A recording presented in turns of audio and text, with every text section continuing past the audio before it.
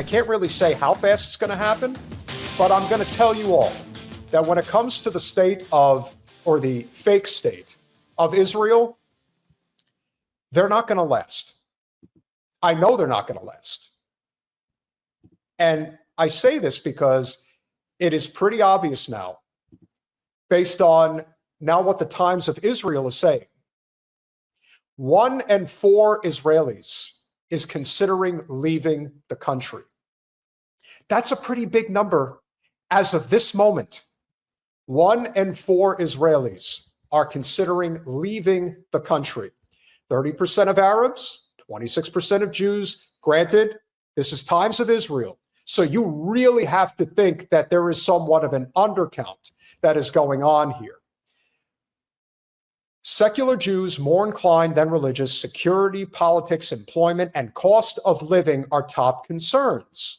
Yes, I would venture that that would be a damn good reason to want to leave. But the question becomes, where are they going to go? Who's going to take them in? Well, it's a two-part play here that you all will see. A new study published on Sunday found that 27% of Israelis are considering moving out of the country. So you're inching even closer to 1 out of 3 Israelis are considering moving out of the country, even though the majority of them believe mass emigration would be dangerous for the future of the state. Yes, it would be dangerous for a state that shouldn't exist, but therein lies the rub, of course. And so I don't want to put any stock into what they may or may not do at this moment. But the study by the Israel Democracy Institute was conducted in April among 700. This is April. So this is 6 months ago. The study by the Israel Democracy Institute was conducted in April among 720 Jewish respondents and 187 Arab respondents. It found that a larger percentage of Arab Israelis are considering leaving than Jewish Israelis. I don't blame them. Among Jews, the less individuals identified as religious, the more likely they were to say they were considering emigration, and respondents identifying as left-wing were more likely to say so than those on the right. Of those who said they were considering leaving, 69% are Jews and 62.5% of Arabs said they had no specific pull abroad. It was just a matter of getting out of the country. The poll was conducted after some 18 months of war on multiple fronts. I would not call it a war. Before Israel's 12-day war with Iran in June and before a fragile ceasefire was achieved last month. There is no ceasefire. So you can understand the type of propaganda that still exists amongst the Israelis when I don't like calling them Israelis. They don't even deserve that much dignity. And before a fragile ceasefire was achieved last month in the Israel war in Gaza, leading to the return of all but 3 of the hostages held there. It is unclear whether these 2 developments would change the results. Among those weighing immigration, those who identified as non-religious made up the highest percentage, obviously, at 39%, followed by traditional but non-religious, traditional religious, Orthodox, and finally ultra-Orthodox. Man, the levels they get to is kind of amazing. And among younger secular Jewish Israelis, 60% say they would consider leaving. And among those with a high income and a foreign passport, the figure jumps to 80%. Now, I don't really have to dive too much deeper into that maudlin commentary about what is and is not going to happen in the state of Israel. But what I can tell you is that these individuals, these people, are not really welcomed in too many places now, are they? And who is going to take them in? Who is going to welcome Israelis with open arms? We've obviously covered what's going on in Thailand, what's going on in the Maldives and different parts of the world. They don't want them. But then you look at what the Israelis are doing in Cyprus. And then you look at what the Israelis are doing in Argentina. When you think about the amount of money that we spend, it is beyond the scope in terms of not just the foreign aid that we are putting on paper. It's all of the unseen elements in terms of investment that people are not necessarily putting 2 and 2 together.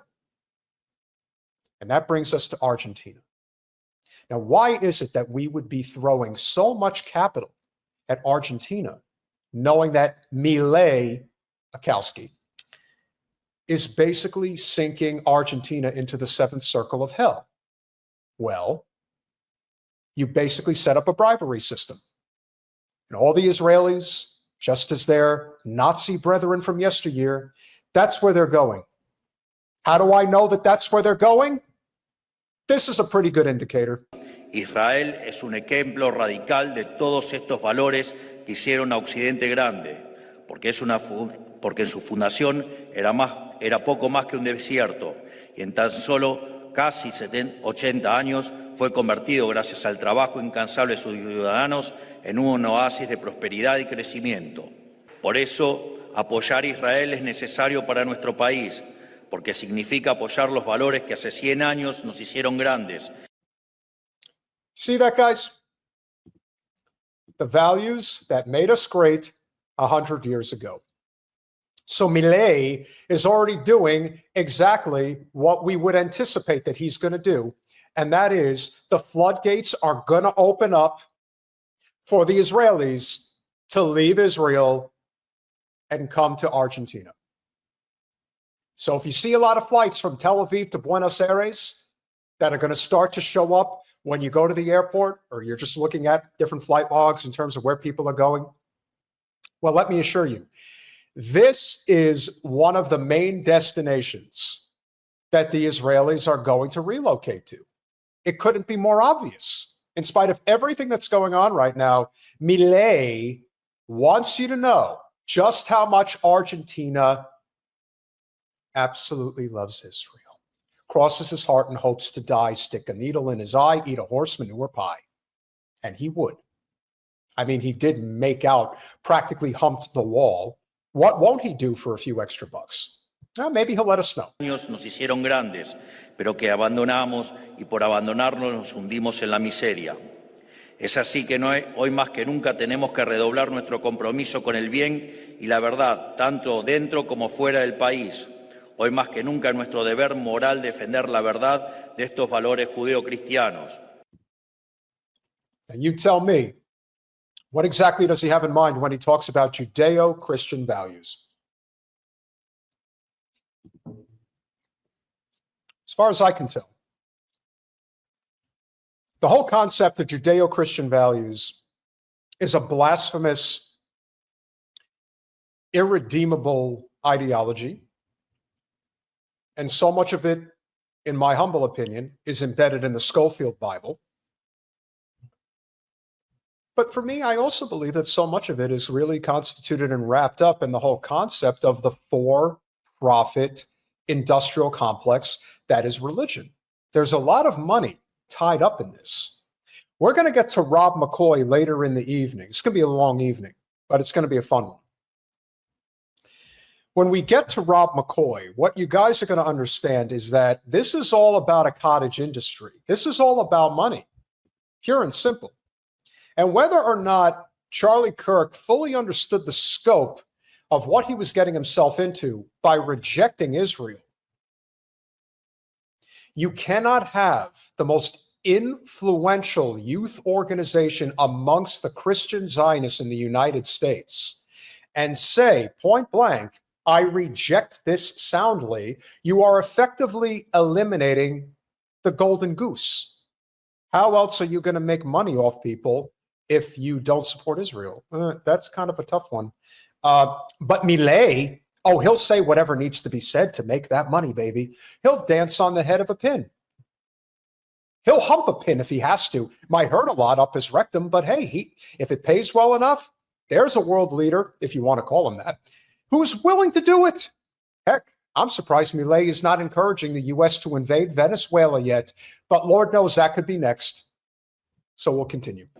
Porque sin lugar a dudas, en ese compromiso férreo con el bien, sin importar las críticas, el que le muestra al mundo que hoy somos un país mejor. Y esto es también algo necesario para hacer a la Argentina grande nuevamente. Muchas gracias a todos por su atención.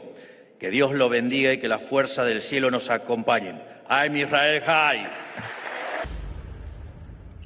Did that son of a bitch actually say, I'm Yisrael High? You know, we talk about the concern that a lot of people in this country have, including my podcast co-host, about being Jewish and wondering if the anti-Semitic fervor is going to be turned even on people that do not support the state of Israel. And my answer to that is, we don't know. But it's possible. And I would be concerned. Because the people that stand to gain the most and lose the most by continuing this charade are people in positions of immense power and wealth. They don't care about the average person. Yes, it just so happens that a significant portion of those elites happen to be Jewish. And a lot of that has to do with the banking system. Hence why, when you are in control of the Federal Reserve and you can just print money out of thin air and give it to a failed state, let's be honest, that is how Milei is conducting business south of the border. But here's another 20 billion. Here's another 30 billion. Who cares? When you control the money, you do whatever you want until there's revolution.